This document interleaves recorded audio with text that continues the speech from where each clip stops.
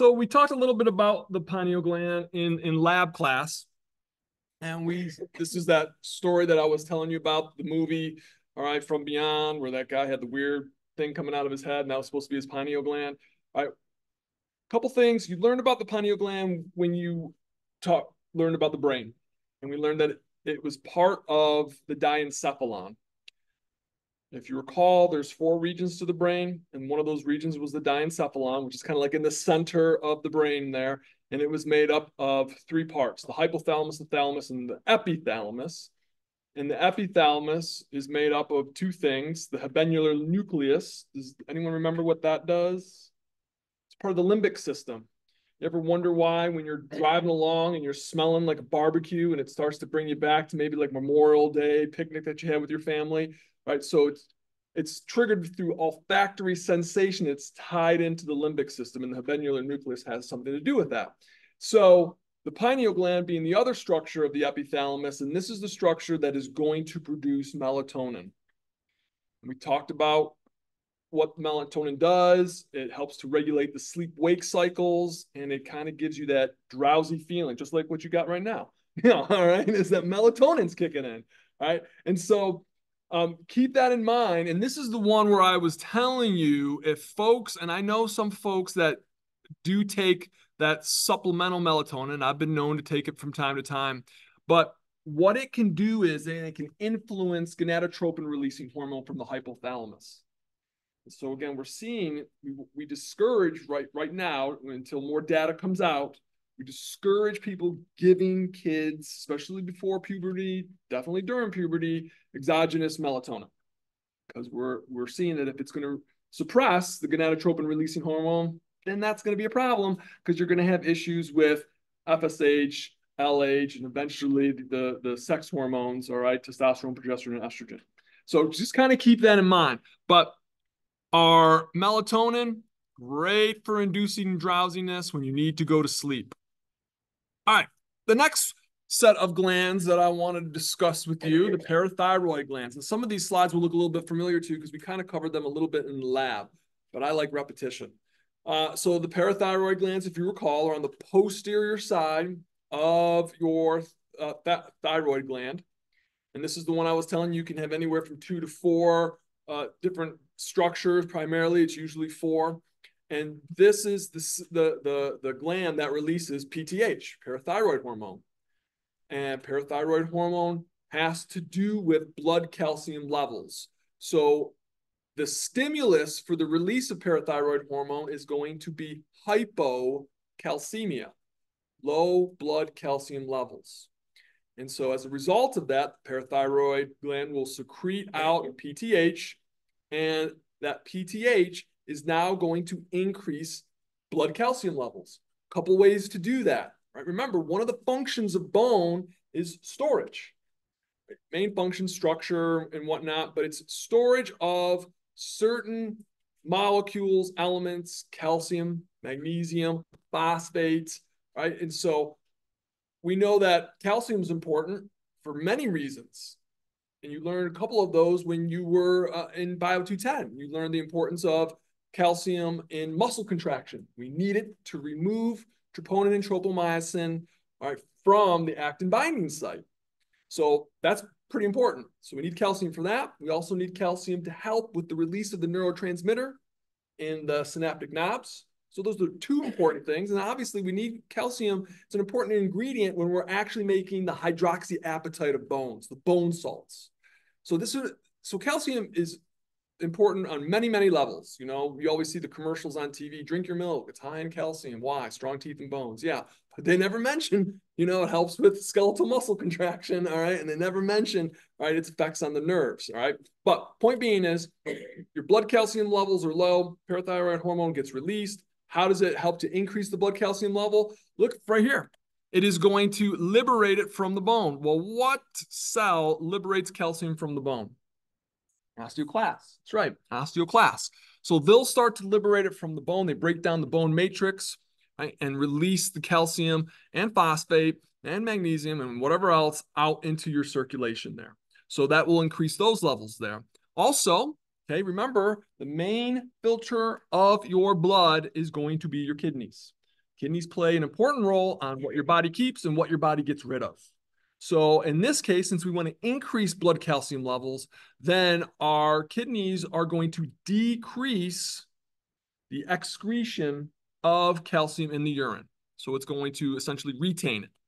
And then we're going to, there's our good old calcitriol hormone, which is what is it? Yeah, active form of vitamin D. Okay. And so again, it works synergistically with vitamin D and it helps to absorb calcium from the gut. So these are several important ways that we can help increase our blood calcium levels there. And this again it works on that negative feedback loop. So when your blood calcium levels start to rise and get to that acceptable normal range, then the negative feedback loop kicks in and we cut down on our PTH secretion. Pretty simple. I shouldn't say simple, but kind of easy to understand. Following me? Okay. All right. So keep that in mind. So the cells that are responsible for the production of PTH are your chief cells, or also known as the principal cells. All right. Next on the list is the thymus gland.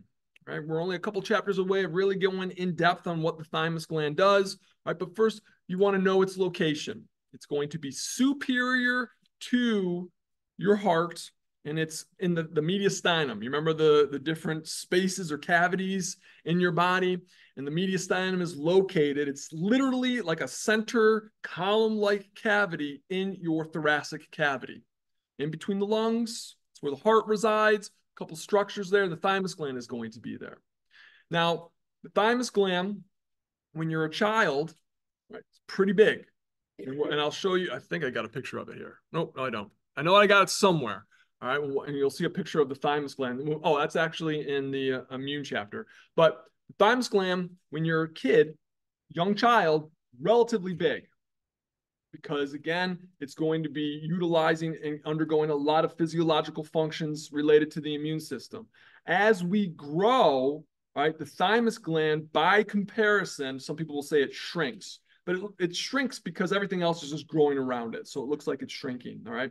And we'll start to see that you utilize less and less real estate in your thymus gland. So what happens? If you're not using it, you know the saying, if you don't use it, you lose it. So what we're going to see is we're going to see more fat or lipid-like material start to accumulate in the thymus gland, kind of like what we saw in bone marrow. Right, remember, there's two types of bone marrow: red bone marrow, which is the active bone marrow that makes, and we'll talk about it a lot later on too when we get into the circulatory system and whatnot. But we see that the bone marrow is the same thing. The red bone marrow is the actively working bone marrow, and then the yellow bone marrow is the kind of, it's been inactivated, and it's mainly fat.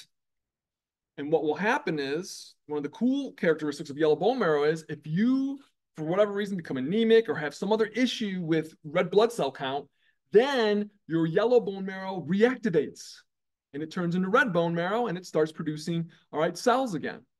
Right? So again, based on that, if you don't use it, you lose it. And that's the bone marrow, the yellow bone marrow, that folks are worried about when you get a compound fracture, an open fracture. So one of the concerns that they have, if you get a bone fracture and remember the diaphysis, the shaft of the bone, and if it's not aligned, you can get that bone marrow, the yellow bone marrow, can get dislodged, and hopefully it will not actually end up in the circulatory system, because if it does, what can you get if it gets into a vein or an artery? Clot, embolism, thrombus, okay? So you want to be careful with that. That's what usually one of the things that they're concerned about with certain types of bone fractures. That's one of the reasons why. Anyways, I went off on a tangent. All right, so main purpose for the thymus is it's a nice home for T lymphocytes to go and grow up and mature. And they undergo this rigorous process. It's either do or die, literally do or die. Either you do this test and you pass this test, and if you don't pass this test, the body kills you, all right? So your T lymphocytes that are floating around, they've passed the test. And it's above 90% of the T lymphocytes that go into your thymus to go and grow up end up dying. That's a lot, okay? But that should give you some reassurance, knowing that the ones that remain, that pass the test, that survive the test, that they're functional and they're doing what they're supposed to do, which is what we want. All right.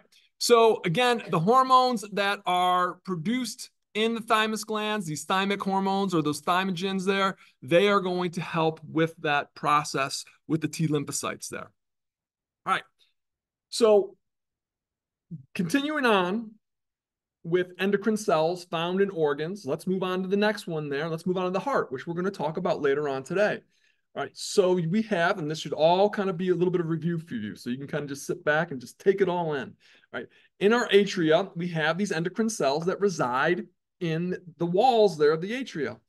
And so we talked about the baroreceptors, the stretch receptors. So when you get an increase in blood volume, increased blood pressure, it'll put a little bit more of a stretch on the actual walls of the atrium, which will then signal the release of AMP, that atrial natriuretic peptide.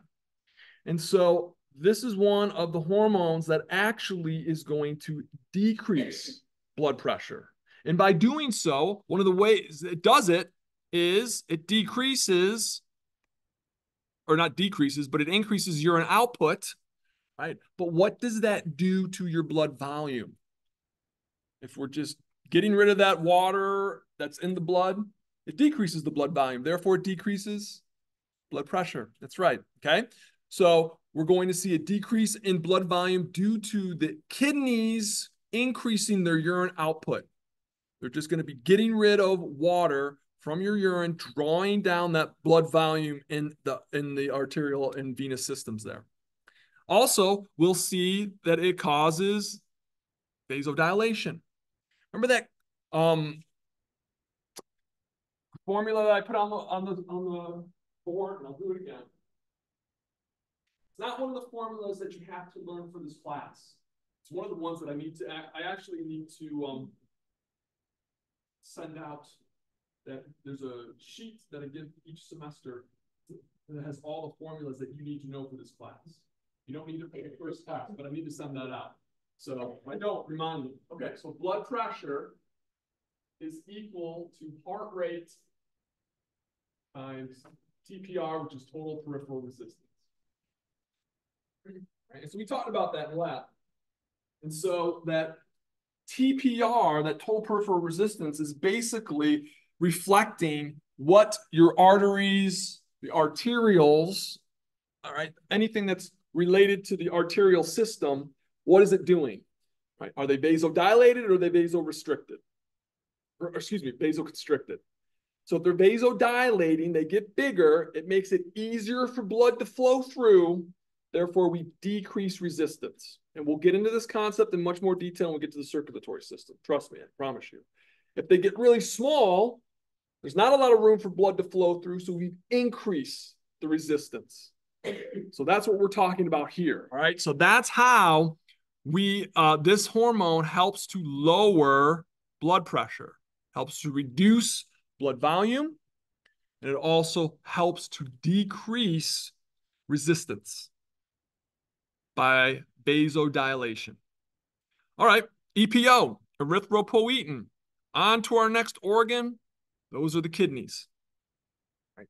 Kidneys have a lot of cool functions, one of which is they produce erythropoietin when you have low blood oxygen levels. Just to review, we talked about what carries blood oxygen. What cell carries the blood oxygen? Red blood cells. And what specifically in the red blood cells attaches to the oxygen molecule? Hemoglobin. Hemoglobin. Good. Yeah. Okay. So keep in mind. So if our blood's capacity to carry blood oxygen is diminished, then maybe we need more things in our blood to carry more blood oxygen. So that means our red bone marrow has to make more red bone cells, more red blood cells. So we have more hemoglobin, so we can carry more oxygen. And that's what we're going to see here. All right, so keep in mind, we will see an increase in red blood cell production in the red bone marrow due to erythropoietin. And that is because the stimulus in this case is low blood oxygen. All right, so you want to definitely know that. Okay, questions so far? This is kind of a little bit of a review. We talked about a little bit of this before. All right, on to the liver. In this course, I hope that you gain a new appreciation of the liver. The liver does a lot of things, and one of which it's going to do is produce some proteins, and we could talk briefly about that in the blood chapter. We learned about some of the different proteins that are found in your blood. The first one, the most abundant type of protein, is albumin. And albumin plays a role in what we call the the oncotic pressure inside of the blood vessels. And we'll talk about what that means but it's constantly making stuff. And one of the things that it's constantly making is right up there, angiotensinogen. So when you see angiotensinogen, all right, gen on the end of this word here, you have to automatically assume inactive. It's an inactive hormone. So it's floating around in all of our bodies right now, but it's not doing anything. Right? It needs to come in contact, right, with another hormone, right? And that other hormone is called renin, also produced in the kidneys. And that renin is going to convert our angiotensinogen into angiotensin, not 2, but angiotensin 1. I'm just going to cross this out for a second. So that renin, because of the kidney, converts that inactive angiotensinogen into angiotensin 1. And then that's floating around your body there. And then it makes its way to the lungs. And then in the lungs, that's where it comes in contact with an enzyme called angiotensin converting enzyme, ACE. ACE. So this is where I was telling you we have a class of drugs called ACE inhibitors. Great for blood pressure management. Okay? And so ACE converts angiotensin 1 into angiotensin 2. That's the active form. Right? That's the active form. Right? And so angiotensin 2 now is going to run around and raise our blood pressure. So this hormone, angiotensin 2, is antagonistic of, what was the hormone that we just talked about from the heart? ANP, right? Atrial natriuretic peptide. So it is antagonistic. ANP is going to reduce blood pressure, blood volume, whereas angiotensin 2 is going to increase the blood pressure there. And how does it do that? Okay, well, one, if we're going to cause vasoconstriction, if you look at that equation up there on the screen, what are we doing? What are we increasing? Resistance, okay? We make the blood vessels really small, harder for blood to flow through, increases the resistance there, all right?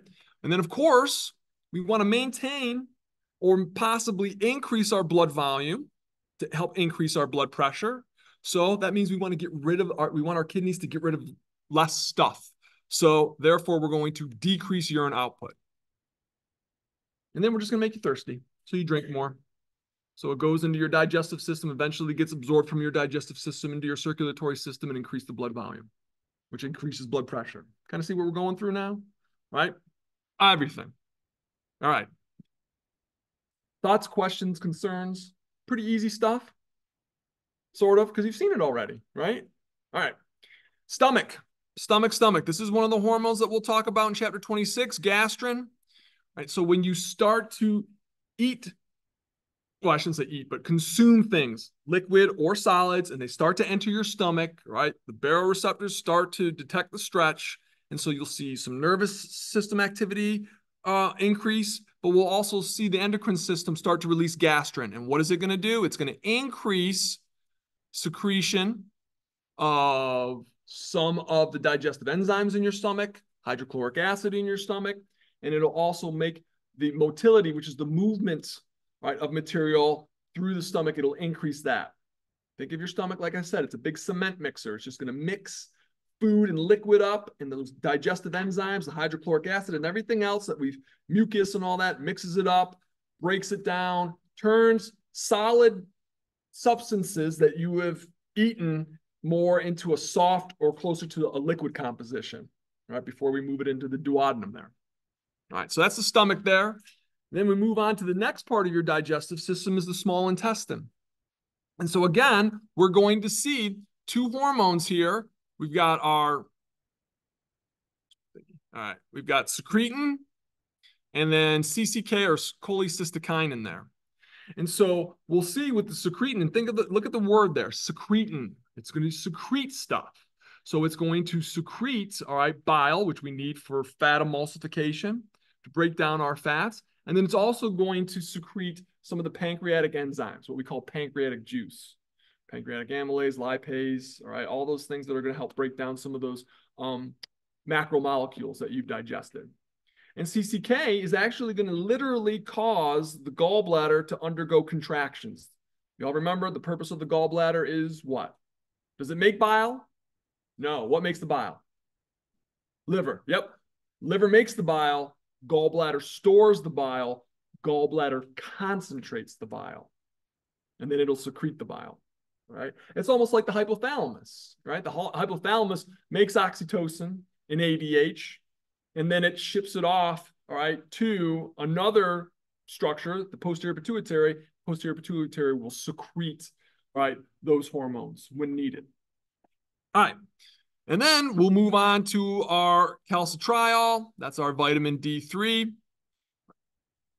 Made the first iteration of vitamin D is made in your skin, right? Your keratinocytes. Sunlight is the stimulus that causes the keratinocytes to synthesize, right, vitamin D, cholecalciferol. Then this should all be reviewed. You should probably remember this from, can't remember if it was chapter 6 or 7, skin or bones, but it causes that cholecalciferol to go into circulation, circulates throughout your bloodstream, makes its way to the liver, gets converted into calcidiol, not quite active yet, and then it goes from calcidiol, all right, back into circulation, makes its way to the kidneys finally, and then that's when it gets converted into calcitriol. Go ahead. You know, oral vitamin D, it's fully calcium. Yeah. The first one, is that so when you ingest it, it goes through this process? Yeah, you don't have to worry about it. That's one of the dogs. Exactly, but it has to be, and again, the research that has to be done on those on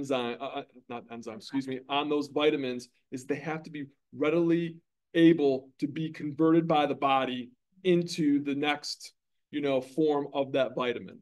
So, and that's the problem. I mean, when you're looking at, hey, is this a good brand? I don't want to, it's going to sound pretentious, but most store-bought brands, like if you go to Walmart and whatnot, I'm not saying all, but most usually aren't going to be as effective. You really got to do your research and usually find a good, reliable laboratory that can actually, they're going to be more expensive, but what they'll do is you're not going to end up peeing, but in this case, since it's vitamin D, that's a fat soluble, that will get stored into the adipose tissue, but you won't be wasting your money. And that's the big thing. But yes, exactly what you were saying, that whole concept. That's what it's supposed to do. It's supposed to get converted by your tissues there. Yep. Great question. Great question. All right. So what does calcitriol do? All right. Well, it's going to raise the blood calcium. Right. It's going to work synergistically. All right. With parathyroid hormone. So it's going to help in absorbing calcium from your gut. Right? But it is also going to stimulate the release of calcium from the bone. So how do we do that? Right? We're going to inhibit osteoblast activity. So we're going to make sure that the osteoblasts, the cells that build the bone, don't keep building bone and taking our calcium away from us. We need that calcium. We don't have time. We can't be building that. Right? So we're going to inhibit them, and we're going to have that calcium readily available, right? More in circulation there. And what else are we going to do? Always think the kidneys. What would the kidneys do? Right? And so in this situation, because we want to increase blood calcium levels, that means we want to pee calcium out less. So we're going to decrease, right, our calcium excretion in the urine. And then finally, like I said, we're going to stimulate calcium absorption from the gut. Yes.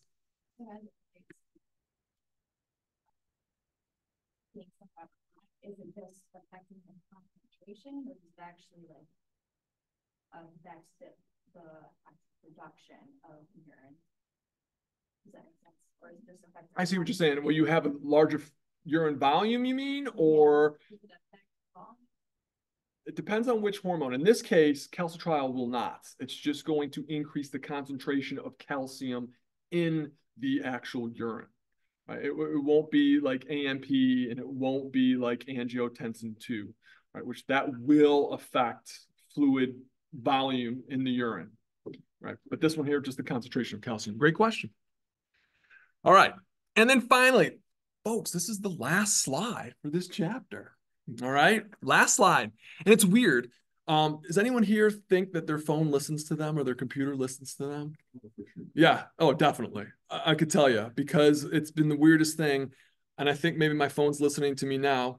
When I talk to you folks in lab class about leptin, all of a sudden, all these commercials are popping up when I'm watching something on my phone that talks about leptin, this drug, these YouTube videos with the commercials. It's the darndest thing. It's the darndest thing. But anyways, all right. So let's talk about adipose connective tissue, right? This is a loose connective tissue, and we're going to deal with the hormone leptin here. And the big thing I want you to know is leptin is going to inhibit appetite. So if you have more leptin producing, you're going to inhibit your appetite more. If you have less leptin being produced, you're going to inhibit your appetite less. Does that make sense? All right. So when we're talking about, all right, body fat here, if you have less body fat, you are going to have less leptin. So less leptin means you'll have less of an inhibition for appetite.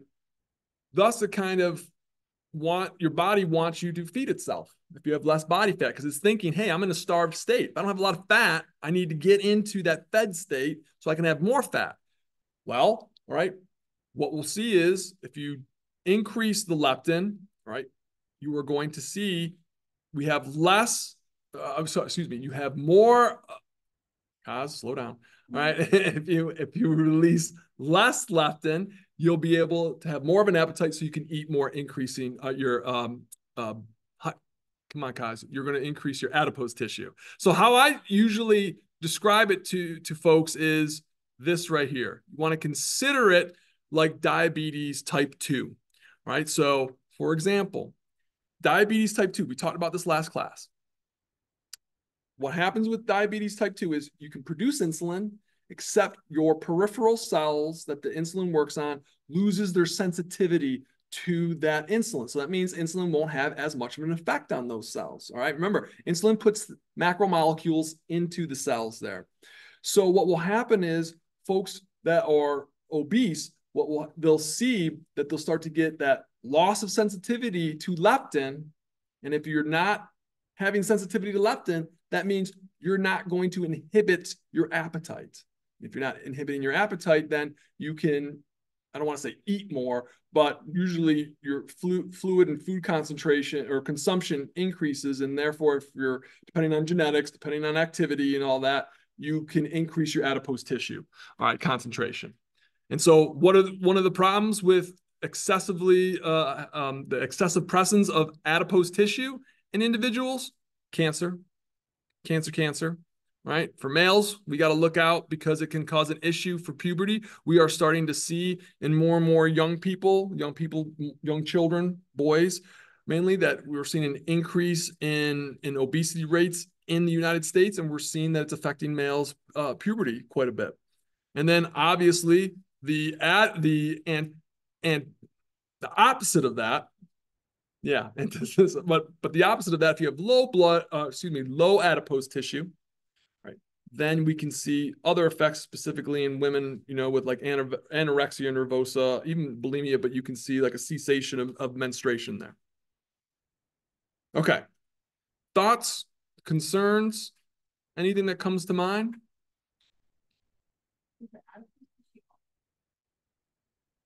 Say that one more time.